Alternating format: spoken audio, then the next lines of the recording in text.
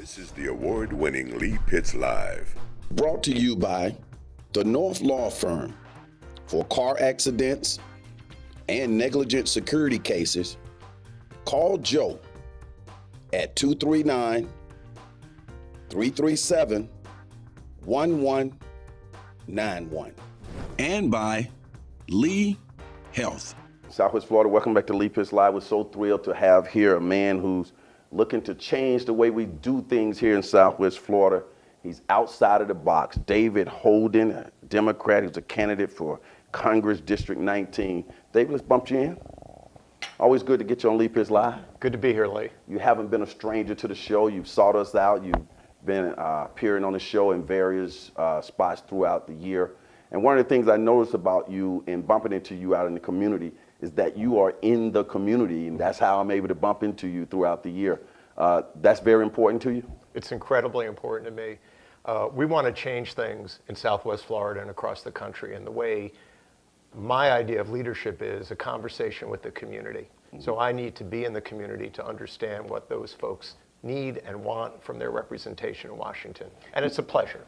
Now you find yourself sitting in the Blanchard House Museum of African American History and Culture. How do you like the museum? Well, I love it. I'm a lifelong student of history, so walking into the Blanchard House is like home cooking for me. Okay, right here in the city of Punta Gorda. How's the campaign trail been for you so far?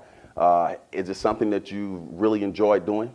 I do enjoy it because I like people and I like being part of the solution. And we've been traveling up and down and across this district, which covers coastal Collier County and most of Lee County, for over a year. And we've talked to thousands of people in their homes, in their neighborhoods, to learn what their needs are and to offer what we think are thoughtful, sensible solutions. Why did you decide to run? Well, there's two reasons. The first is I believe, as I know many people do, that this country's on the wrong track. And there are serious problems that we are not addressing as a nation. And I also think the role of government is to give people the tools to improve their own lives. And that's something we have stopped doing. Day one, when you become a congressman, what's going to be the first thing on your list of things to do? Oh, it's a long list, but number one is healthcare. Make sure that we strengthen the Affordable Care Act, that we roll back some of the changes that this administration has made that are harming working people, children, and seniors. Do you have a process or a thought around reaching the underprivileged people in your district? This district is a wonderful reflection of the United States as a whole, and we have folks who live here in very affluent communities, but 50% of this community of our district is working class, and there are folks in those communities who are really struggling.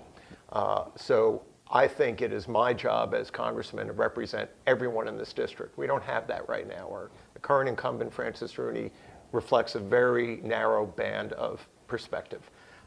So it's important that folks that have not been able to enjoy the kind of prosperity that many have get that opportunity. So we're looking to give folks a hand up. Mm-hmm. Only people in your District 19 can vote for you.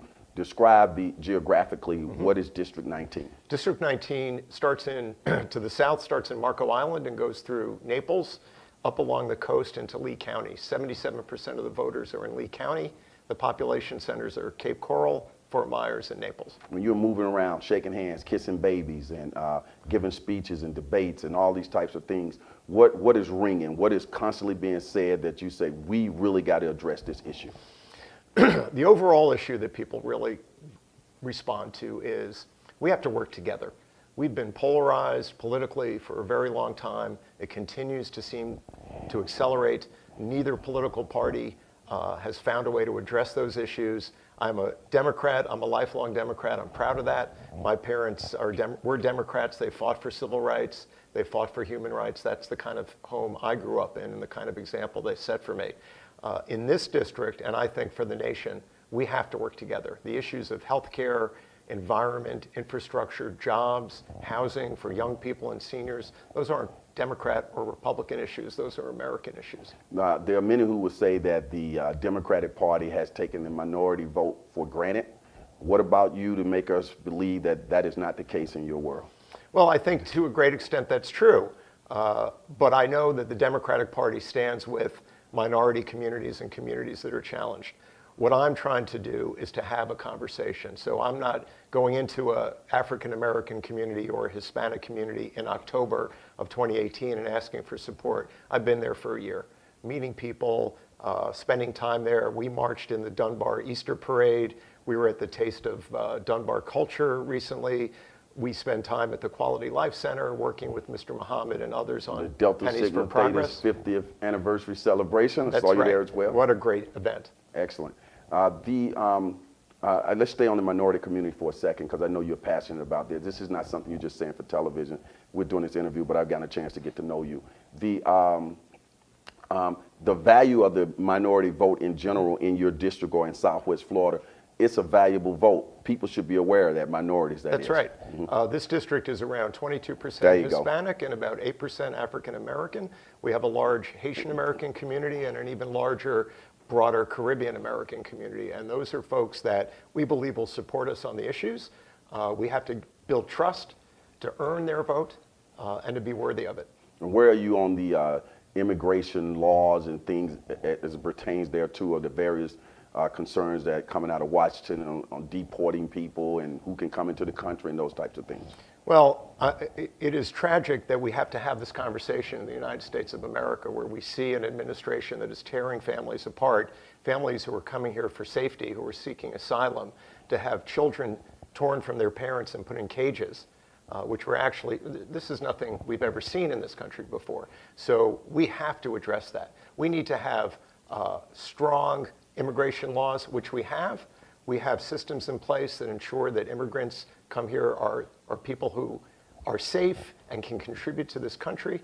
We have to have a comprehensive solution for undocumented immigrants in this country, but it's not being addressed properly by this administration. What do you think about the way laws are being handled in Congress?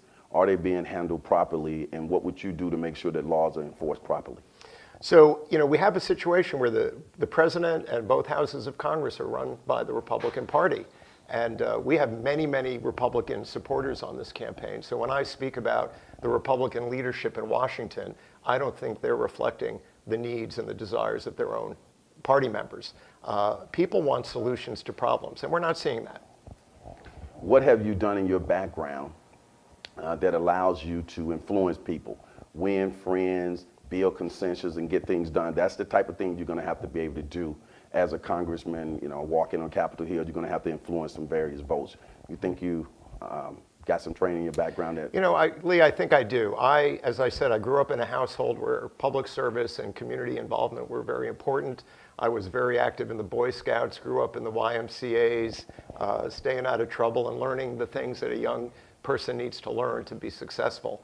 And then I've been involved my whole life in community service, on the boards of Salvation Army and United Way, and dealing with issues that are challenging to fund critical community services. And I've always been a consensus builder, and I've always reached across boundaries to bring people together to find solutions. And I think I can do that as a member of Congress. We've had your website appearing on the screen throughout the interview, but how can people get in touch with you even more to get you to come out and speak at community events and so on as we move towards the primary? So if you go to our website, which is holden2018.com, you can reach us directly. You will see a list of events where we will be, but if there's something going on in your community that you think we should attend, we will be there if we can. Okay, I want you to look presidential, and I want you to look right here into this camera, take 30 seconds, and talk to the American Southwest Florida people. Go. So it's an honor to have the opportunity to run for Congress. In this country, it's still one of our great freedoms. And I'm doing that because I believe we have to come together as a people to address the critical concerns of Southwest Florida and this entire nation. And I look forward to earning your vote and earning your trust. Let's give him a hand. As the saying goes on this particular show, for those who say it can't be done, they're usually interrupted by those like candidate Holden, who are doing it. We'll be right back.